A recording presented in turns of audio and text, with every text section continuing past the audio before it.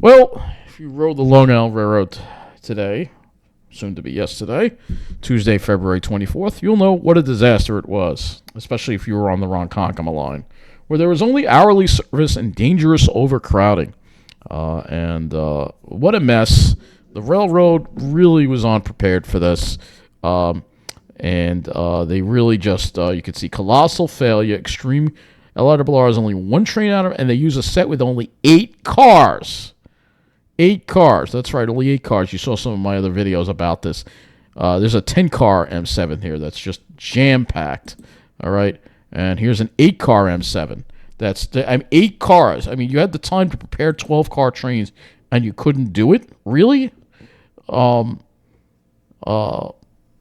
Overcrowded platforms, and then they were stopping. People couldn't get on the train because they couldn't board. There's no room, and they just told them, find another form of transportation. Yeah, that's what they told them to do. That's what they told them to do. What a mess. What a complete mess on the Long Island Railroad today. Colossal failure. And they had a lot of the lines shut down. Well, we're going to go over to the plan here that they ran for Tuesday. The LIRR is operating limited service on the Port Washington, Ronkonkoma, Babylon, Montauk, Oyster Bay, and Port Jefferson branches. There's only hourly service on the Port Washington branch. They were able to restore regular weekend service on the Ronkonkoma branch. Reduced weekend service on the Babylon branch with added stops at Valley Stream and Lynbrook. However, they didn't, because they weren't running the Grand Central to Massapequa trains. They were skipping Seaford, Wantagh, Belmore, Merrick, Baldwin, and Rockville Center, which means those stations only had one train an hour, which is complete BS because the train is stopped passing by there anyway, and it should accommodate all the passengers it can, but it doesn't do that. Weekend service on the Montauk branch, limited trains between Spionk and Points West. Weekend service on the Oyster Bay branch. Weekend service on the Port Jefferson branch. Weekend service to and from Brooklyn. And limited shuttle service to from Grand Central, running express between Jamaica and Grand Central, and no service on the Far Rockaway, Hempstead, Long Beach, or West Hampton branches, or between Ronkonkoma and Greenport, or between Spionk and Montauk. Now, they are restoring service at 12:01. However, I expect that there will be some schedule adjustments, they say, due to the lingering effects of the storm. And yes, we've had a colossal storm. There's no denying it, right? But the storm has been over now. The storm ended, I would say the blizzard conditions ended around 5 o'clock, 4 o'clock yesterday, or we can be generous and say the 6 p.m. So they had a lot of time to start clearing the rails, and they didn't do it. And they really failed to really fix things properly, all right?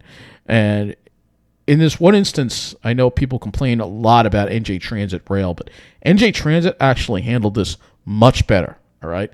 When we look at the NJ Transit service plan for Tuesday, the Morristown, Gladstone, and Montclair Booton were operating on a President's Day schedule with all mid-train direct service to Penn Station diverted to Hoboken. So they have special service, but because of the track you work at the portal, they can't run to Penn Station. There was a Morrison Essex line and Gladstone branch and Montclair Booton. So now these might be taken down now. Now it looks like they had a little more frequent. Yeah, they had mostly hourly service at some of these stations. Some of these stations had a little more than hourly service, like South Orange and stuff like that. So, they were running Pascack Valley operate on a President's Day schedule. Atlantic City was on a regular weekday. Northeast Corridor was operating on a President's Day schedule. Now, there was a switch problem that prevented them from serving some stations on the Northeast Corridor, but it looks like they had half-hourly service, it looks like. So NJ Transit provided them with half-hourly service at least. Now the coastline was down, but they got the coastline back up again on hourly service, considering how bad the coastline. So pretty much all of NJ Transit, most of their lines were running. Whereas the Long Island and the coastline got slammed with a lot of power outages in that area. And they really got the service back up quick. Because New Jersey, again, people will say NJ Transit Rail is bad. And it is. It's worse than the LIRR. But it's not. It's mostly not their fault. It's because of Amtrak and the constraints they have into Penn Station because of that. All right? It's also because they don't have as big of a budget as the MTA does. But you know what? NJ Transit Management, Chris Kalari, they care about the riders, whereas the MTA doesn't give a crap, all right, about the riders, all right? And even throughout all this, NJ Transit has a thing called Know Your ABCs, all right? And they actually list all the alternative travel options for people, like alternative bus routes. Well, Long Island Railroad didn't do any of that. They didn't do any of that, all right? When we look at what the Long Island Railroad did today, they don't tell people take the N4. They don't tell people take Nice Bus. You can take Nice Bus if you live in Rockville Center. If you live in Long Beach, where the service was suspended, you could have gotten the N33 to Far Rockaway and gotten the A train. You could have taken the N15 and then the N4 or N4X to Jamaica.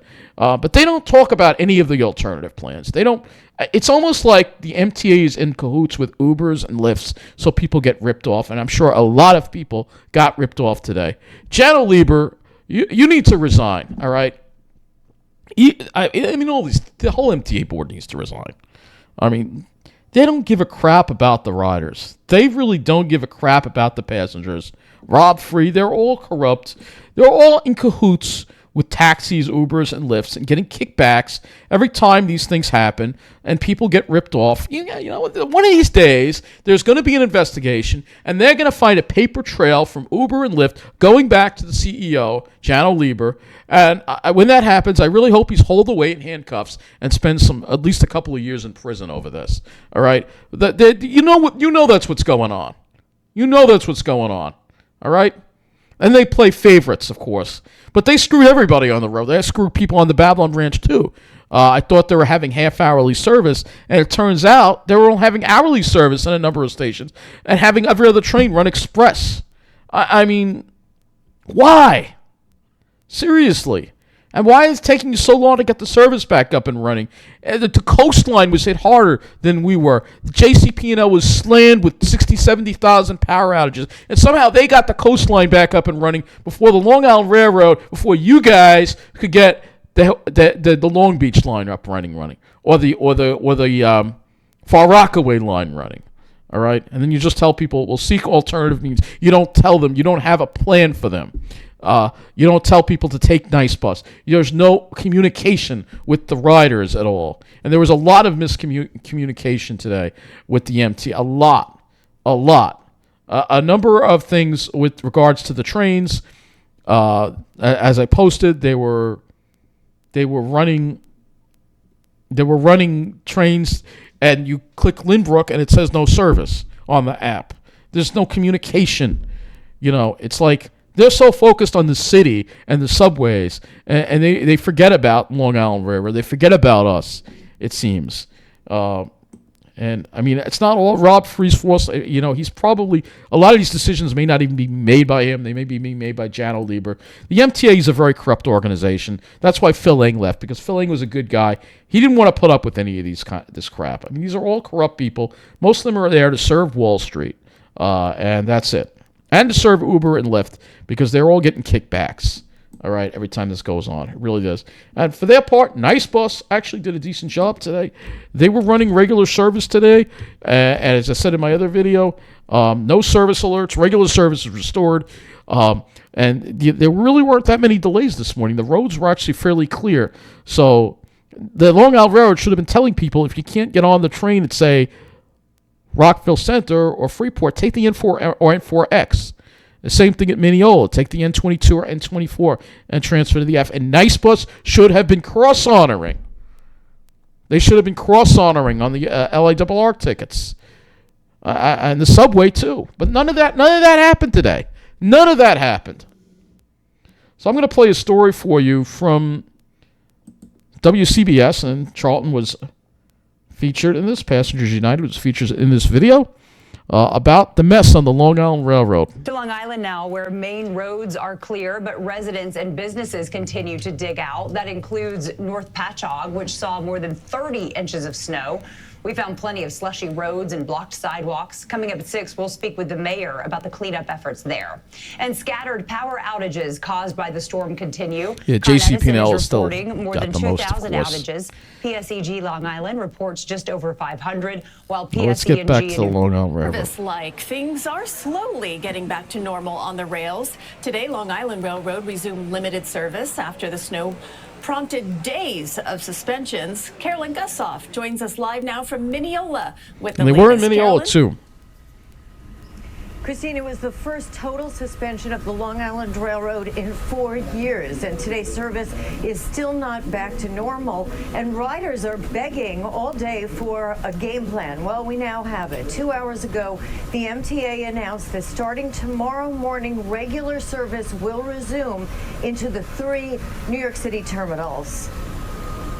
The nation's busiest commuter railroad was partially down, but not out, as it resumed partial service after a 27-hour suspension. Tuesday, only 6 of its 11 branches were running, and service out of Grand Central was very limited. It's outrageous. It's ridiculous. And they spend billions and billions on Grand Central, and now in a snowstorm, when we need it, we can't use it. The commuter group, Passengers United, said it understands delays and cancellations, but faulted communication. It's just an utter mess in communication. They should have given people a realistic expectation of when they can adequately restore service. Some commuters just gave up on mass transit. Uber.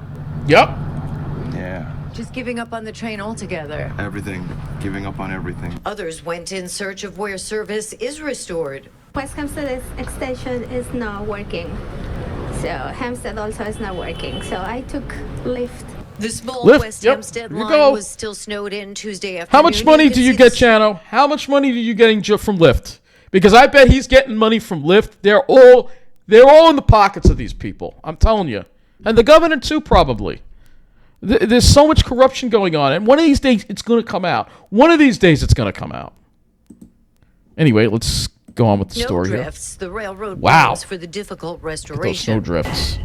The LIRR has 700 miles of track to clear. Its so-called Darth Vader train is being used to blast through 25 inches of snowdrifts. But social media is filled with rider rage, citing crowded cars from short trains and questioning advanced planning. We weren't really sure what was going on with the train schedule. So regular service does resume finally tomorrow morning, but there will be some scheduling changes. We the all know MTA LIRR is recommending that you check the MTA and the train time app to see how these adjustments But meanwhile, that app was wrong in providing wrong information today for people. affect your trains. Reporting from Mineola, Long Island, I'm Carolyn Gushoff. Back now to you, Jessica and Christine. Carolyn. CBS did a good job. I mean, Channel 7 can't be bothered to come here, of course.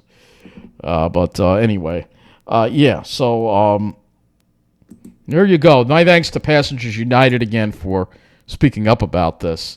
But I mean, today was an utter failure. All right, utter failure, and you don't even give people. You don't even have cross honoring on Nice Bus. I know the MTA probably has to pay the Nice Bus to cross honor, but come on, the MTA. You guys at the MTA are making so much money over congestion pricing, and yet you continue to rip us off and treat us like crap. I mean, it's ridiculous. I'm disgusted here at this point. I really am. This is the executive leadership, but they're all there. They're all in the back pockets of Uber, man. Uber, Lyft. They're getting paid off. One of these days, it's going to come out. Why else would they do this? Why else would they do this? Where's the PCAC? They're not speaking up. I mean, this is outrageous. Outrageous. Shame on all of you, man. Shame on all of you. And I'll say it. I said it before, and I'm going to say it again. I said it in the past, and I'm going to say it again. You're all a bunch of snobs.